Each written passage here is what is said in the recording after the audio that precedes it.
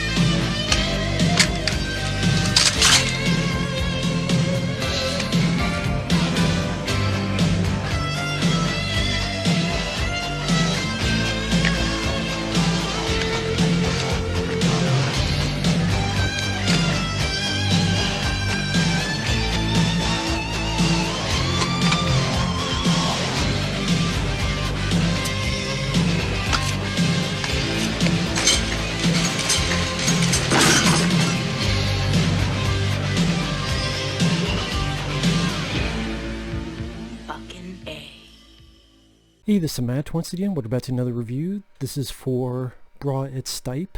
It's a Patreon review. Thank you so much for that.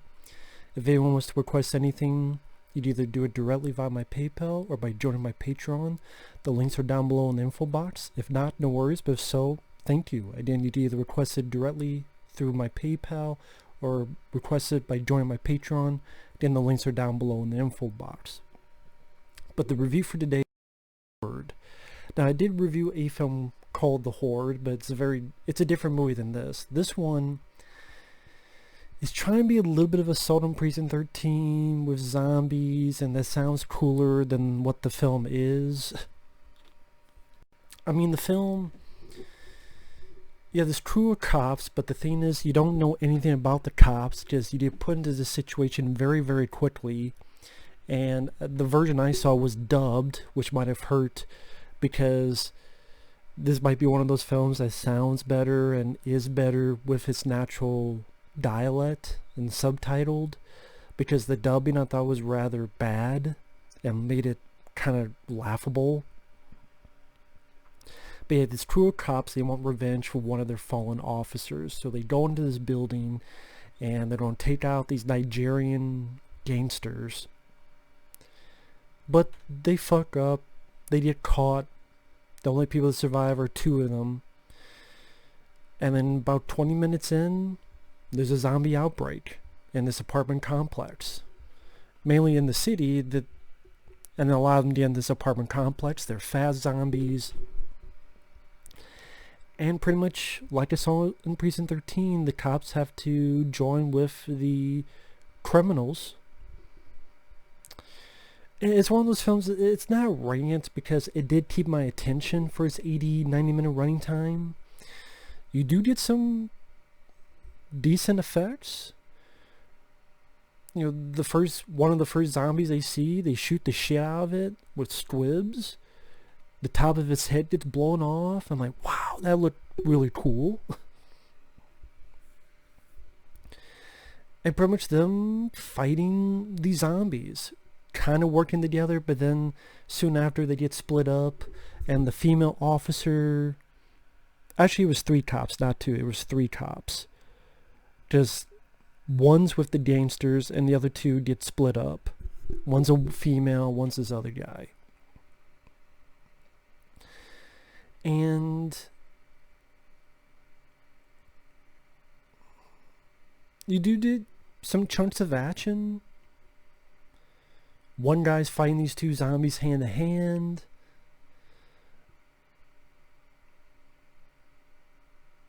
Sooner or later they meet this old war vet who has a big axe, which he was one of the more interesting characters. Meanwhile, the female officer fights this female zombie and then slams a fridge on her. on the flip side, the brother of the bad guy betrays him and betrays them and leaves via the elevator.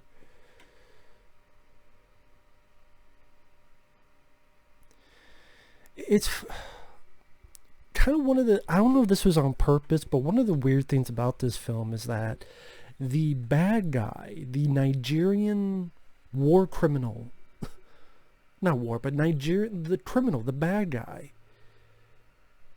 he becomes more and more likable as the movie goes on, but the female officer becomes more and more bitchy. When you get into the third act, and one of there's 2 cops left, and one of them has been bit, he's like, go, I'll hold them off. And after a bit of fighting, the bad guy tells her, he died for you, he gave his life for you. And she goes, who gives a fuck?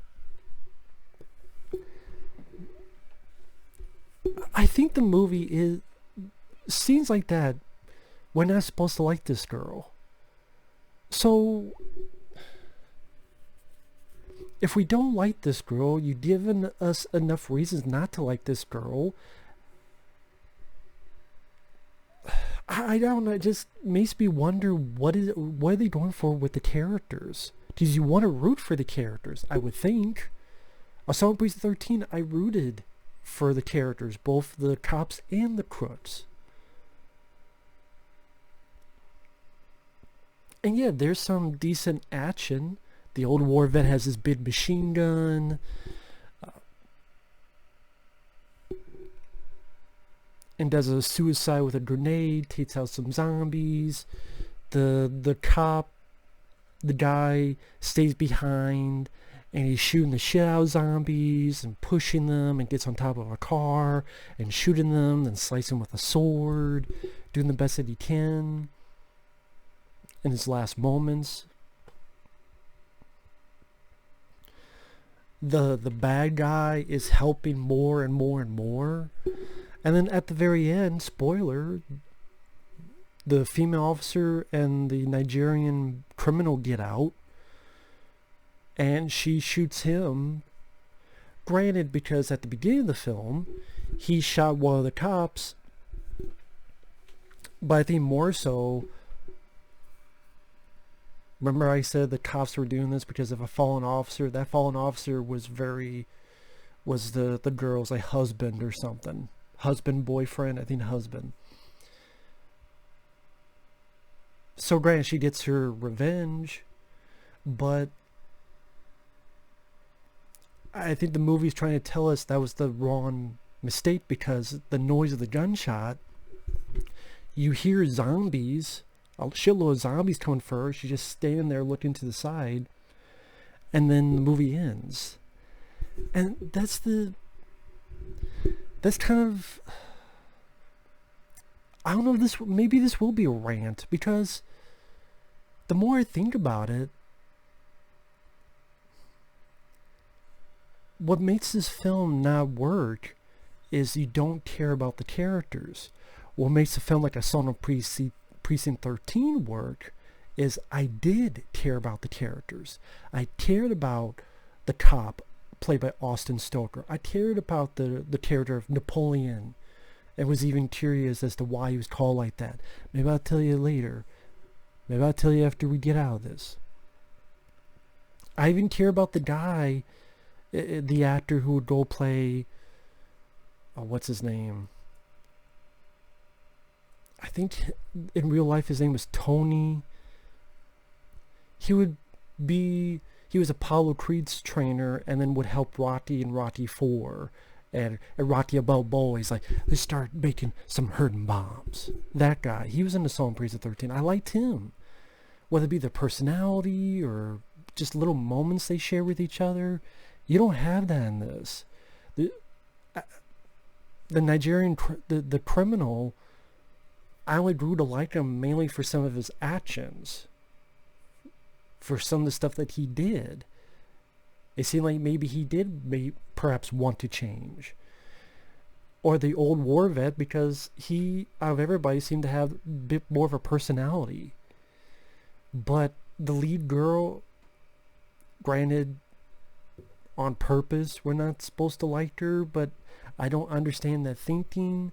Maybe it's, hey, revenge can only take you so far, and revenge cost her life because the noise are attracting the zombies and she's by herself, so that means she's probably going to die now.